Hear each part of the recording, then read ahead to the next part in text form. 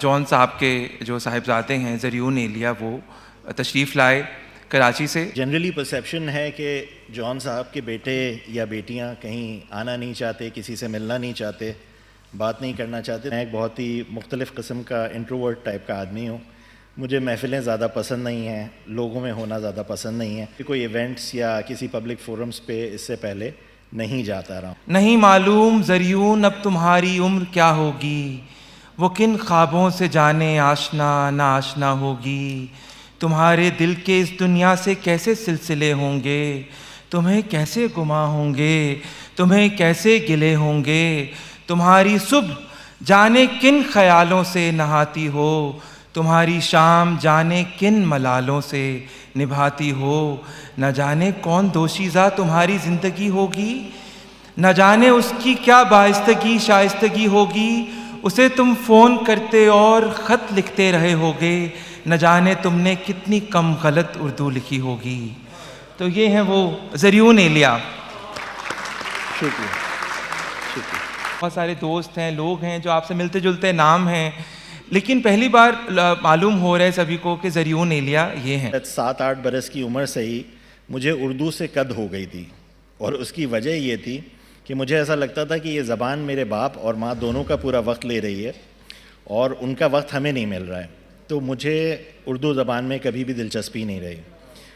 بہنوں کا انٹرسٹ اس طرف تھا, میرا اتنا کبھی بھی اس طرف ادب کی طرف یا شاعری کی طرف نہیں تھا. کہ وہ ہم سے ملنے آئے تھے, اور وہ جب آ رہے تھے تو میں اتفاق سے سیڑھیوں سے جا رہا تھا کہیں نیچے, اور وہ لفٹ میں گئے. تو جب میں نے ان کو دیکھا تو میں بڑی ایکسائٹمنٹ کے ساتھ سیڑھیوں سے دوبارہ دوڑتا ہوا گیا. اب جب وہ لفٹ سے باہر نکلے تو انہوں نے جیسے ہی مجھے آتے ہوئے دیکھا تو انہوں نے پوچھا, بیٹا تمہیں پتہ ہے کہ زریون کا گھر کون سا ہے؟ تو میری بالکل دماغ کی بتی وہ ہوئی, اور میں نے کہا کہ ابو میں ہی زریون ہوں. ایک شخص سے دوسرے شخص تیسرے شخص پہ جب چیزیں جاتی ہیں نا تو وہ بالکل مس کمیونیکیٹ ہوتے ہوتے کچھ کا کچھ بن جاتی ہیں. یہاں بیٹھے ہر شخص کے لیے جون ایلیا ہے. میرے لیے وہ میرے والد سے بڑھ کر اور کچھ نہیں. اگر دنیا کے سب سے بڑے شاعر بھی ہو جائیں تو میرے لیے وہ میرے والد ہی رہیں گے. گھر کے بہت قریب ایک دکان تھی جہاں ایک کھاتا تھا, جہاں سے وہ اپنا سگریٹ اور بھنے ہوئے چنے وغیرہ لیا کرتے تھے, اور وہ صرف اسی پرپس کے لیے تھا. تو ایک دن میں ان کے ساتھ گیا تو میں نے دیکھا کہ بھائی اس طرح کا حساب کتاب ہے کہ کوئی پیسے ویسے دیے نہیں جا رہے ہیں, اور جو چیز ہے وہ خرید کے جائی جا رہی ہے, لے کے جائی جا رہی ہے. تو میں نے یہ کیا کہ میں ایک دن گیا اور پھر میں نے ان سے کچھ چیزیں کہیں تو انہوں نے مجھے دے دیں. وہ آئس کریم ٹائپ کی چیزیں تھیں, مگر انہوں نے کہا کہ اگلی دفعہ آپ آؤ تو والد سے سائن کروا کے لانا. تو میں نے ابو سے کہا کہ ابو مجھے ایک سائن کر دیں. انہوں نے کر دیا, ہم گئے. اب پھر جب اگلی دفعہ یہ طلب پڑی کہ ابھی کچھ لینا ہے تو میں نے سوچا کہ اب کیا کیا جائے. تو میں نے کہا ابو میرے محلے کے سارے دوستوں کو پتہ چل گیا ہے کہ آپ کتنے مشہور شاعر ہیں, اور وہ سب آپ کا آٹوگراف مانگ رہے ہیں. اور وہ 10-15 سگنیچر کروا کے ہم نے اپنے پاس رکھ لیے. درخت زرد جو ہے نا وہ میرے لیے ایک بہت ہی پینفل چیپٹر ہے, ویری آنیسٹلی اسپیکنگ. کہ بھائی ماں ہونے کے بحیثیت ان کو یہ ہوگا کہ بھائی میں نے پالا, میں نے پوسا, جون کہیں تھے نہیں, اب یہ جون سے ملنے جا رہا ہے تو کیا ہوگا.